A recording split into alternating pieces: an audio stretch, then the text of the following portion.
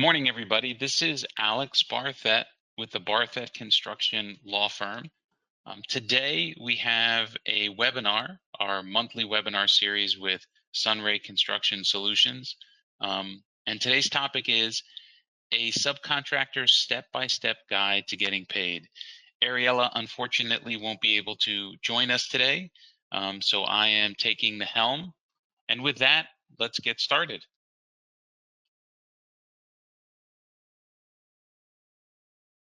So on today's agenda, we're going to go over 4 steps that you as a subcontractor need to know in order for you to increase the likelihood of getting paid on your projects. So number 1, it always starts with the contract. We're going to start there, and we're going to talk about pay when paid provisions and the one absolute change you need to try to make in your next contract. Number 2, we're going to talk about how to secure your lien rights. Step 3, we're going to talk about how to secure any rights you may have on a bond. Number 2 and number 3 are absolutely critical. We find that those folks that have the highest success rate of getting paid are those subcontractors that timely secure their lien and bond rights. And then we will talk about how to exchange a release for a check, because that happens a lot, and many subcontractors lose rights unexpectedly because they do it the wrong way. As we do with every one of these presentations, we are happy to answer all of the questions that you have. To do that, in the GoToWebinar chat box, make sure to submit your questions. Please do not include any names of people or companies, and we will answer all the questions at the end. So let's dive right in here. So step 1, your contract. Understanding the limitations that exist in your contract that may inhibit your ability to get paid on your construction project. And that usually comes down to one specific contract provision, and that is the pay when paid clause. It exists in almost every contract we see that comes across our desk. It's very, very rare. I would say 1 in 500, maybe 1 in 1,000 contracts do we see today that doesn't have a pay when paid provision. So let me explain what it is, and then once you understand it, you'll have a better appreciation for how to deal with it. So a pay when paid provision is a valid and enforceable legal provision that exists in many general contractor contracts with subcontractors, and it is a risk shifting provision. In essence, it says if I, the contractor, haven't been paid by the owner, I don't have to pay you as my subcontractor. And these are valid and enforceable contract provisions that will be held against you if there is litigation, meaning it is a legal defense to payment. So if you sign a contract that has a pay when paid provision in it, you are not going to be able to sue the contractor that hired you if they weren't paid by the owner. So that creates a lot of risk for you as a subcontractor in a construction contract. So the question is how to deal with it. So you have a few options on how to deal with a pay when paid provision. You can try to strike or modify the provision. I would tell you, my experience is that is highly unlikely. Most contractors understand the importance of the pay when paid provision. They do not intend to eliminate that provision or even modify it at all. It doesn't mean you can't try, but very few folks have had success in doing that. This, however, adding a stop work provision is actually a good way to mitigate the risk of a pay when paid provision. It doesn't eliminate it. We're not striking it. We're just saying that if we're not paid, we get to stop work. And I'm going to explain a little bit more of what it looks like and how it works. There are 2 other very important ways to secure your rights to be paid, even if you have a pay when paid provision, and that is timely securing any bond rights you have and timely asserting your lien rights. So let's go into each of these in turn.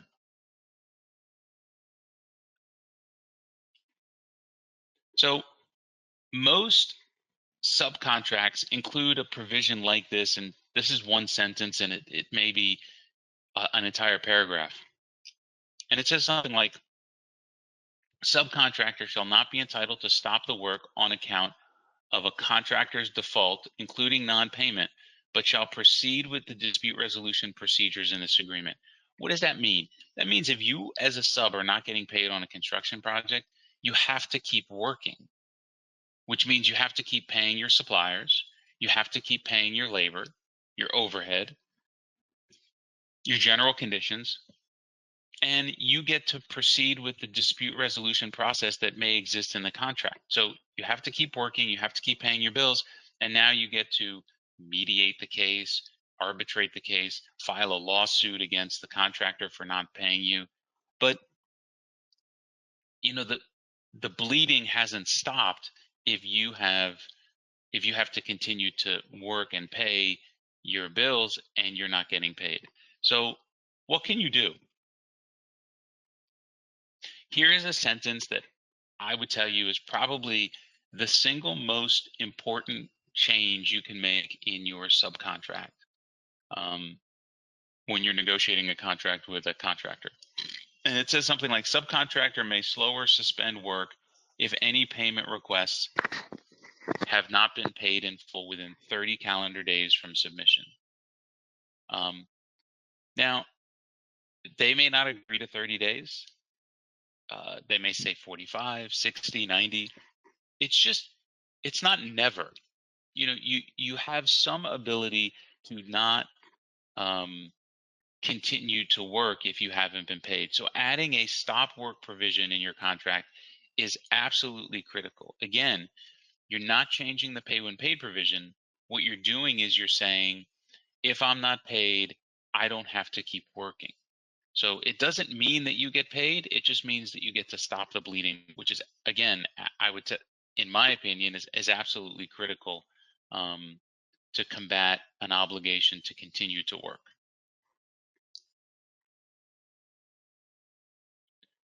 So what else can you do to deal with a pay when paid provision?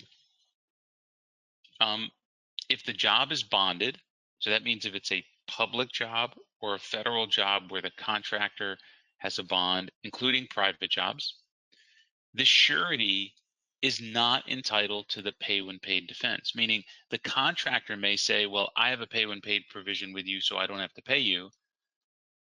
The surety is not allowed to assert that defense. So that means you can make a bond claim against the contractor's bond, and that surety may still be obligated to pay you. Now, there's one exception to this rule. In Florida, there is a thing called a conditional payment bond. And if you are working on a project where the contractor has issued a conditional payment bond, then you need to pursue both your lien rights and your bond rights. You know, we could spend an entire presentation talking about conditional payment bonds. The important thing to know is that if you know that your job is bonded with a conditional payment bond, and by the way you know is if you get a copy of the bond, the title of the bond is conditional payment bond. But barring that very limited exception, and we probably see that, you know, maybe 2 out of 100 projects are conditional payment bonds, which, by the way, can never be on a public job. So the only time you may find a conditional payment bond is when the job is bonded and it's a private job. So it's absolutely critical to secure your bond rights. And we're going to talk a little bit later about how to do that.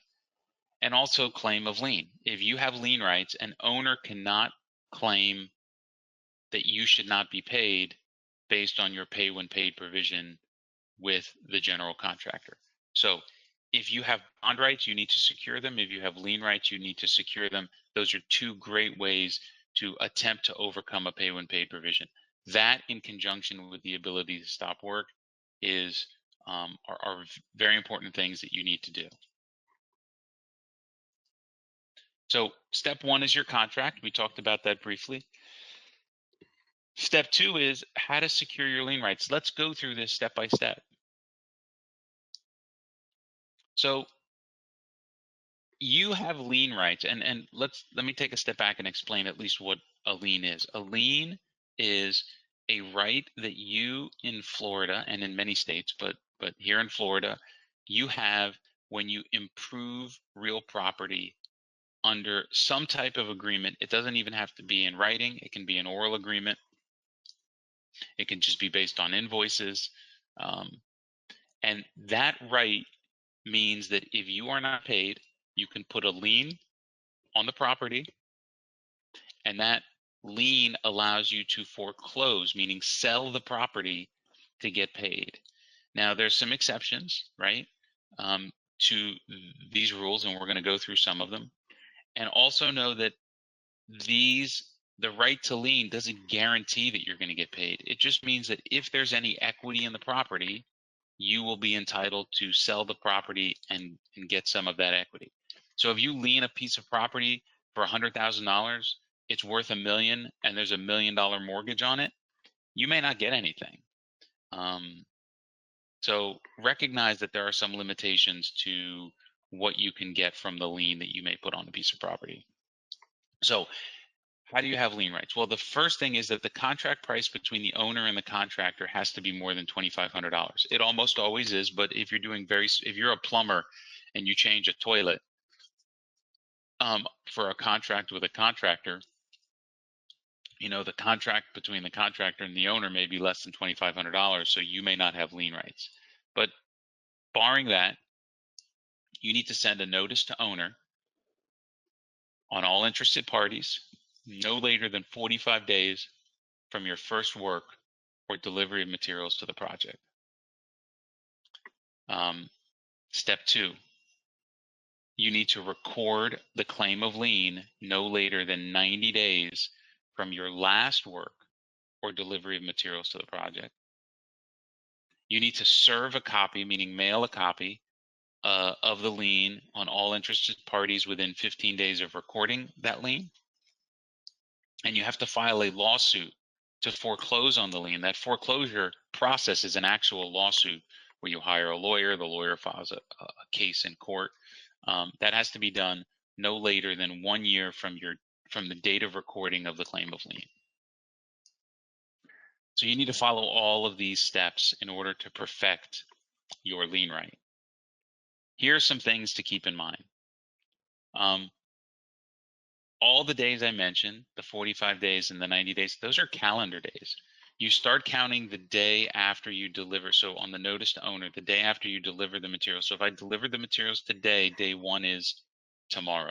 You count 45 days, including every weekend and legal holiday, except when the last day falls on a weekend or legal holiday, you may get a few extra days. So if the last day is, the 45th day is a Sunday, technically my notice to owner would be due to be received by the owner on the 46th day, which is a Monday. The same thing for the claim of lien. The 90 days you count from the last day of delivery. You start with the next day. You count every day, weekends and legal holidays. And if the 90th day lands on a Saturday, then you roll it to the Sunday, and then you roll it to the Monday. And if the Monday happens to be a legal holiday where the courts are closed, you can roll it to the Tuesday. So you can get a few extra days on the tail end. Another thing to keep in mind, 90 days is not 3 months. So if you're counting lien rights by saying June 7th, July 7th, August 7th, that's not going to work because some days have more than 30 days, some days have fewer than 30 days. So remember, you have to count by days, not months. And warranty work and punch list work is not last work. So you have to do actual real work that would entitle you to be paid.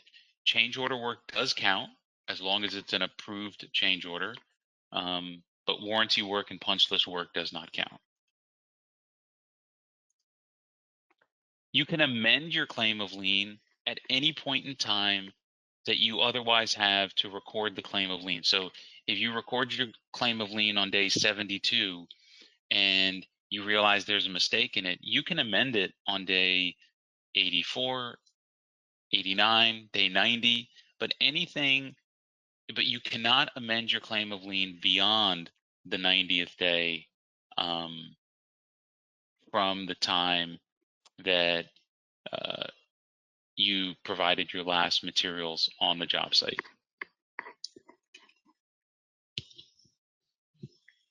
Step 3, securing your bond rights. You're going to see a lot of these rules are going to seem very similar to the rules that we talked about for lien rights. Many of the dates are very similar.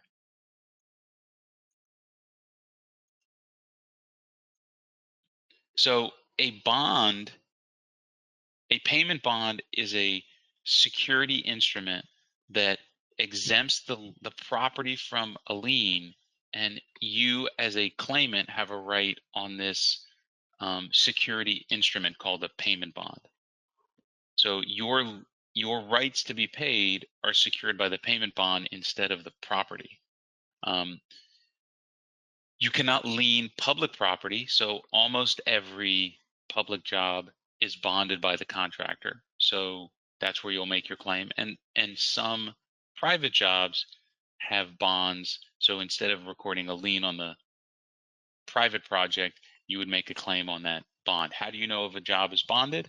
Well, you can look at the notice of commencement, which is recorded in the public record where the property is located for private jobs, or you can do a search for the bond itself for public jobs. So there's no notice of commencement for public jobs, but they are obligated to record a copy of that bond in the public record where the project is located. You can also ask SunRay. So if you have SunRay do your notices, then if you ask them for a copy of the bond or the notice of commencement, they'll send that to you. And if the job is bonded instead of a lien claim, instead of asserting a lien claim, SunRay will properly provide that information or the necessary information to secure your rights on one or the other, whichever one is appropriate.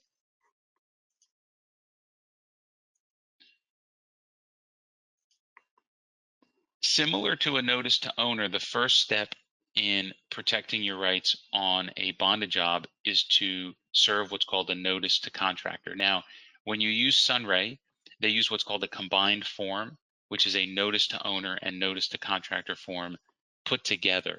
So whether the job is bonded or not, they use one form. It's called a notice to owner / notice to contractor, and it covers both jobs where you have lien rights and jobs where you have rights on the bond. What's important to know is if the job is bonded by a contractor, you technically don't need to serve a notice to contractor because you don't need to give notice to that contractor that you're going to make a claim on their bond. They know you exist because they signed a contract with you. I still recommend that you do that you have a process in your office that any job over a certain amount you automatically notice no matter what. This avoids any confusion. The notice to owners are relatively inexpensive, and it provides good security to make sure that you get paid.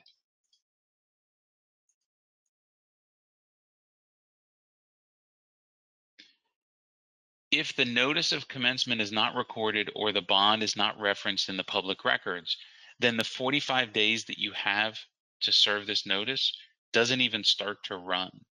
This is important because there are certain times when you may think you don't have lien rights or bond rights because you didn't send a notice. We had a client come to us and they were owed about $100,000 on a construction project. They were a subcontractor. The subcontractor went out of business. He came to me and he said, Alex, we screwed up. We didn't serve our notice to contractor, notice to owner on time. We probably have no rights here. We did some research and realized that the contractor did not timely record and had never recorded a copy of the bond in the public record. So his 45 days, he was done with the job, but his 45 days to serve that notice at this point now more than a year ago hadn't even started to run. So what did we do? We served the notice to contractor right away. The next day we served a notice of non-payment. The next day we filed our lawsuit, and it took about 60 to 90 days, but we got the client all of his money, the $100,000 plus interest and legal fees. And he came to us thinking he had no rights because in his mind he knew he needed to serve this document, but there was this exception in the lien law that gave him rights to pursue a claim because the other side made a mistake. Is this going to happen all the time? No, but it's worth noting that before you give up your claim, you at least retain the services of a seasoned construction attorney to look to see, are there exceptions to the rules? Because maybe there are, and maybe you can get paid.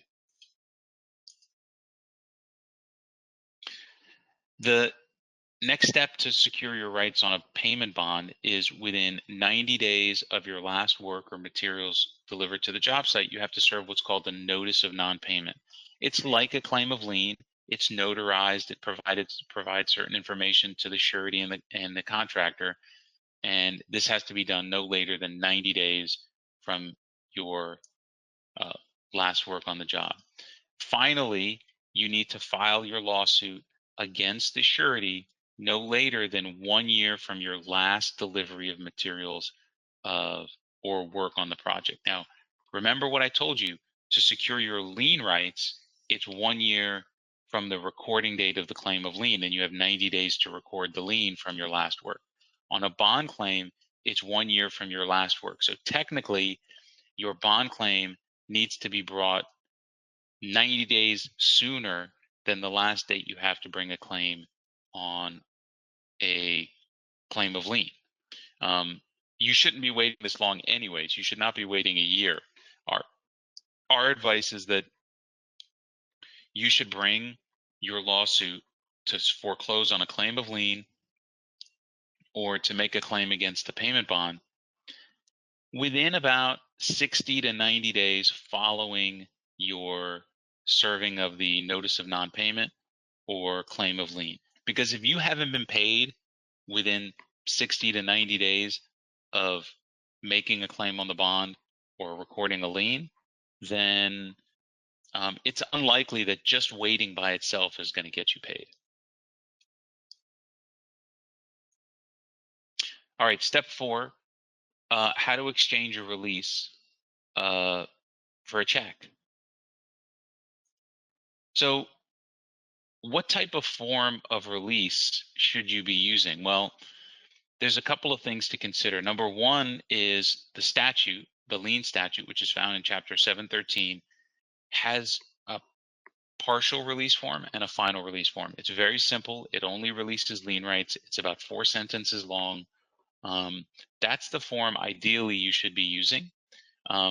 If you go to thelienzone.com/forms, you'll find lots of free forms there, and 2 of them are the Chapter 713 release forms.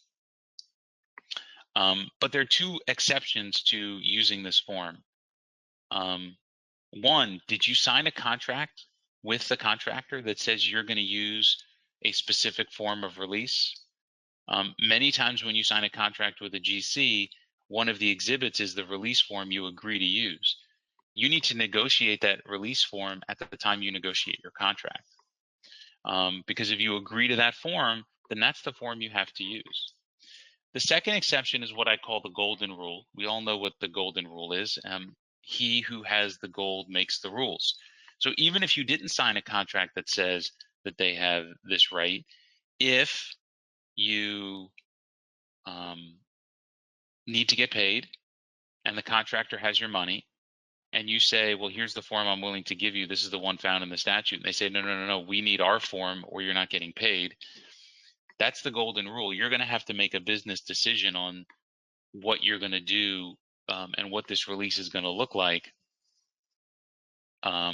depending on how important it is to get paid. Because if you sign a release, we're going to talk about it in a minute, if you sign a release that gives away more rights than you should, it's going to be hard later to argue that you were forced into signing that release. So let's talk about some of the very important things to keep in mind with respect to lien waivers. Is the waiver for a certain amount of time or a certain amount of money? I would say almost always it is a time-based release. That's why it has a through date.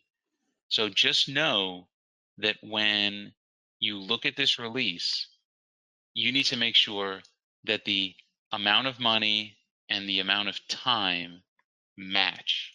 And the reason that's important is because almost always the time, the date is going to control over the amount. Let me give you a specific example. Let's say you're ready to pick up a $50,000 check, which gets you released through the end of the month.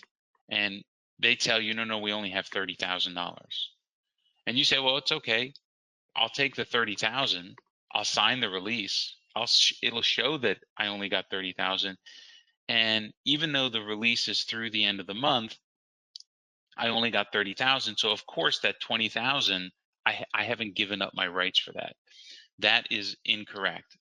Almost always the release that you sign that says that it's effective through the end of the month means that even if you got $5,000, you've agreed to release your rights through the end of the month. So you're not going to have a good legal position to argue later, well, I was expecting 50, they only gave me 30, so that means they still owe me 20. The judge is going to look at the release and say, but you signed a release that said you gave away all your rights through the end of the month. If you decided to take 30 instead of 50, that's on you. We're not going to rewrite history because you're unhappy with that. So be absolutely certain that the amount of money that you're getting equates to the date of the release. And if they don't match, then you need to change the date. So if you're expecting 50 that gets you to the end of the month and they only have 30, well, maybe $30,000 represents the 7th of the month, the 22nd of the month, whatever the appropriate date is for the money you're getting. That's the date that that's the through date, the effective date that the release has to say. Be careful in thinking that just because the release is titled as a partial release, that means that you still have some rights later. You may not.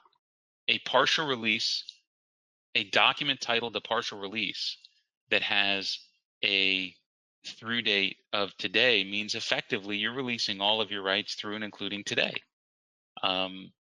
So it may be partial because maybe you have more work to do, but it's not partial because you still have that there are rights that maybe you think that are being preserved, because they may not be. Do you have other claims like retainage, pending claims, maybe RCOs or PCOs, or delay claims? If so, have those been carved out of the release? Meaning, have you removed those from the release so that you have a right to secure them later?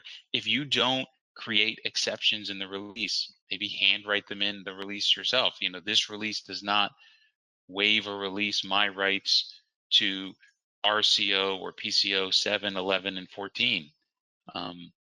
If you don't do that in the release, your release will be a waiver of all of those rights. Finally, conditional releases. If you are exchanging a release for a check that you don't have yet, effectively it's a promise to get a check, a promise to get money, you need to make the release conditional. Here's some sample language. This release is conditioned upon payment of the consideration described above and is not effective until said amount is received in paid funds by the undersigned. So if you're expecting a $50,000 check, when you send them that release and you don't get the check, you may have a problem. So the release needs to say $50,000. That's the amount of the consideration described above. And you can handwrite this in, you can type it in, but you want to make sure that unless you're getting a check at the moment that you're giving the release, that you make your releases conditional. So we've run a little longer today than normal. If you have any questions, please submit them now. I don't see any. Actually, is this one?